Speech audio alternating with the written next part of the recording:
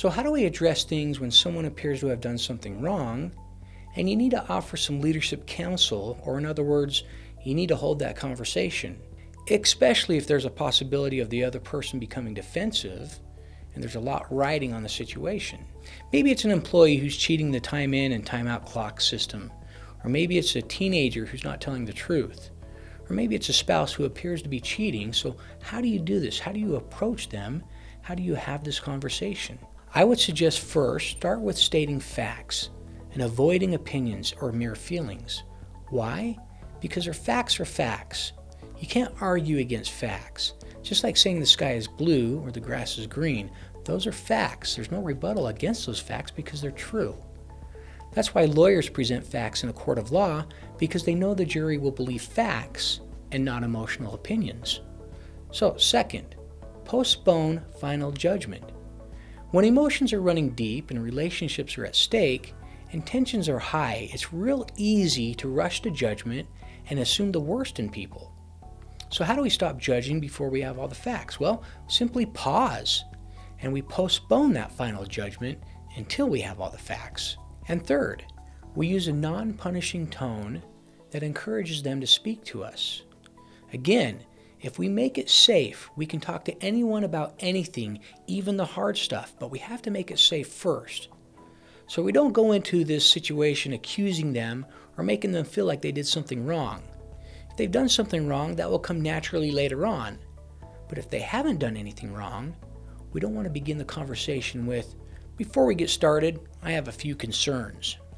So how do we address things when someone appears to have done something wrong and you need to offer some leadership counsel, or in other words, you need to hold that conversation? So again, there's three things. One, state the facts, reserve final judgment, and use the right tone. Now let me show you an example of how not to address an issue with someone who may or may not have done something wrong. This is a bad example, so pay attention to this poor spouse who thinks her husband is cheating on her. Hi, honey. How was your day? I don't know, George. You tell me. What do you mean? I just got a call from the Funky Monkey Motel on State Street. That's weird. George, how can you do this to me? After all these years, you've been having an affair, and I have proof from the motel clerk I spoke to.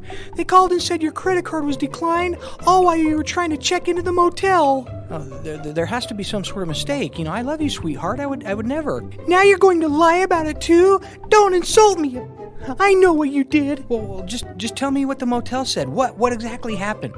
You must think I'm stupid or something.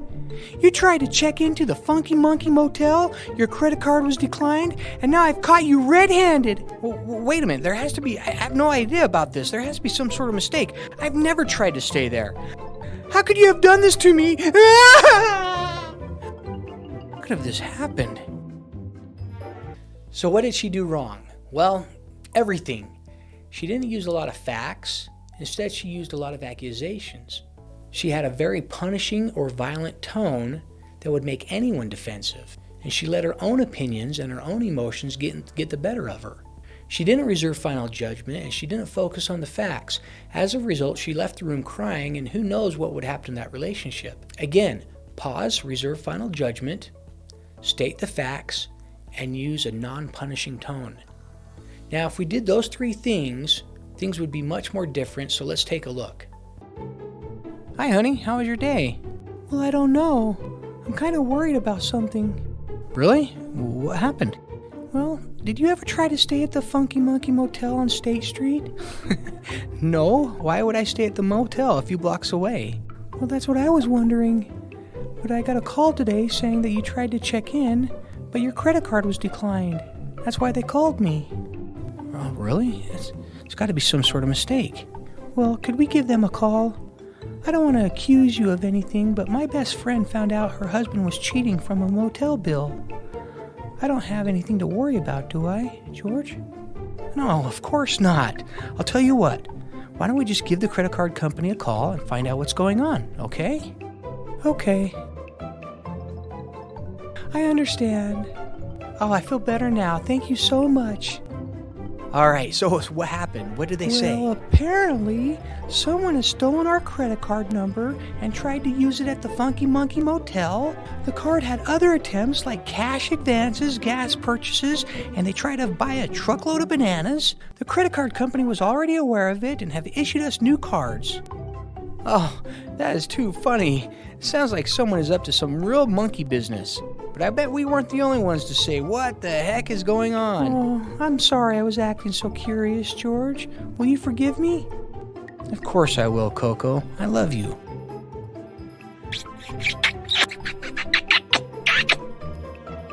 Yes. So when we pause, reserve final judgment, focus on the facts, and use an inviting tone, the conversation plays out to where you eventually reach understanding.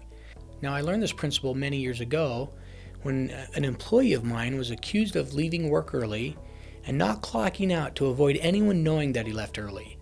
What's worse, I pulled the security door punches and it showed that his badge was used to leave the building, but there was no badge access to get back into the building after lunch. So the facts are starting to show that he left work early.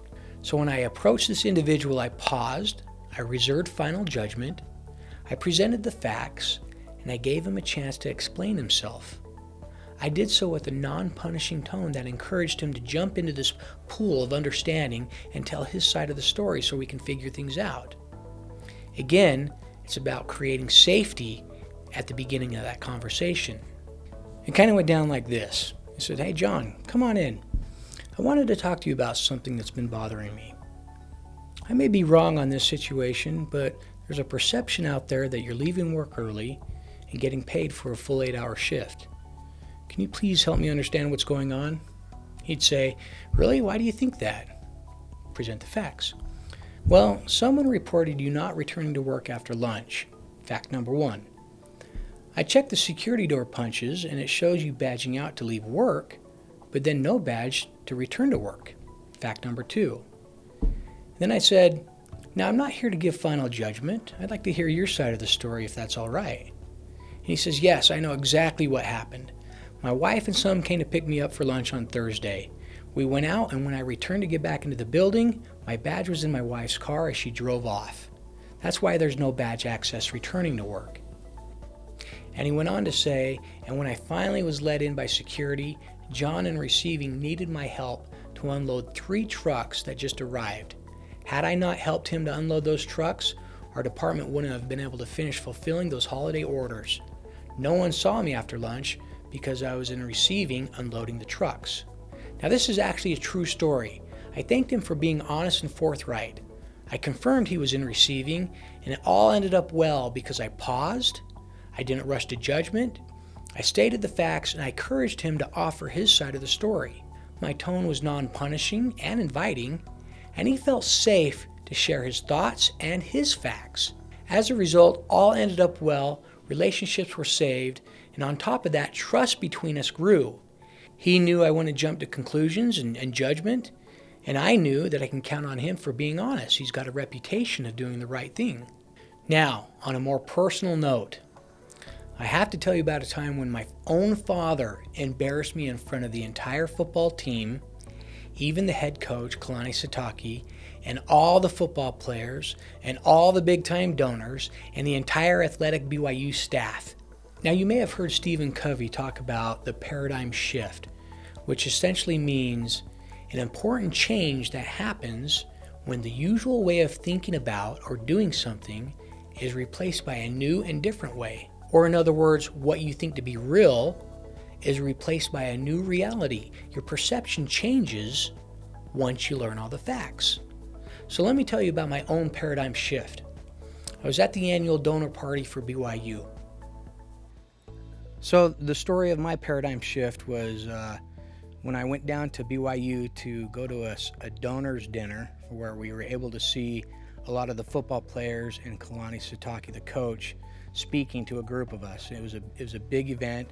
I was excited. Now, I'm a pretty big fan of BYU, but my dad is he's an even bigger fan. In fact, one time he was voted as the #1 fan for KSL, #1 BYU fan. And so it meant a lot to him, and I pulled a little few strings and asked around if I can have an extra ticket and bring my father down. Keep in mind, my dad's an old man. Okay, he's well past his 80s. He still loves to watch BYU, but I brought him down in his wheelchair. He had his bottled oxygen. He brought with him his football that he signed when Kalani Sitake was a player, and it meant a lot to him, and he wanted Kalani to sign it as a coach and have two signatures on it. Now we're on the front row, okay, so try to imagine all these rich donors at this party, and Kalani Sitake is speaking, and we're on the front row, and everything's fine. My dad's on his best behavior. He's kind of a wild guy, but he's doing good, but that's what I love about him. But all of a sudden, during Kalani's speech, a very obnoxious ringtone goes off on the loudest setting. And I look over, and guess whose phone it is? It's my dad's. And I'm like, Dad, just hang it up. Stop that ringing. And I look back, and everyone's looking at us.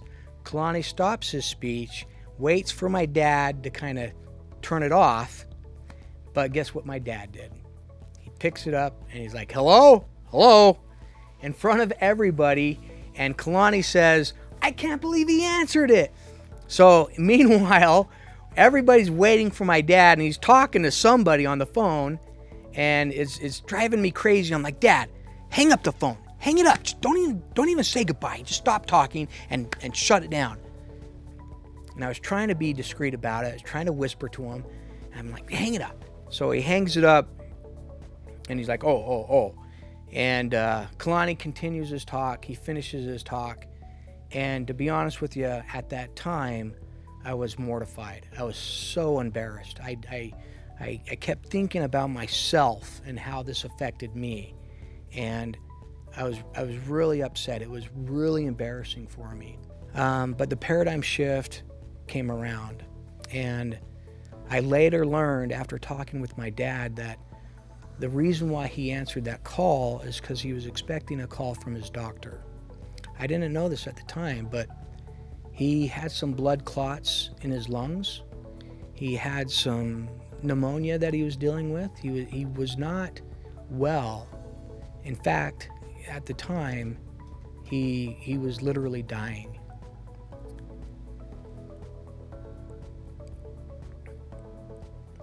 After I learned that, everything changed for me. My perception of the situation as I thought it was not that important to see Kalani speaking. It was more important to understand what my dad was going through, and that he needed help, and that he was waiting for that call from his doctor. So the moral of that story is, don't judge. Your perception may be wrong. Wait until you get all the facts, and that will be the reality. That will be your paradigm shift. But wait till you get all the facts to paint the story, or tell the story in your mind, or create your perception, because sometimes we're wrong. And trust me, I felt pretty horrible and awful after I learned the facts. Everything changed. My outlook on my dad, it wasn't embarrassment, it wasn't mortification, it was empathy, and I understand why you answered that call. I didn't know you were going through all of that. So that's the paradigm shift that I had.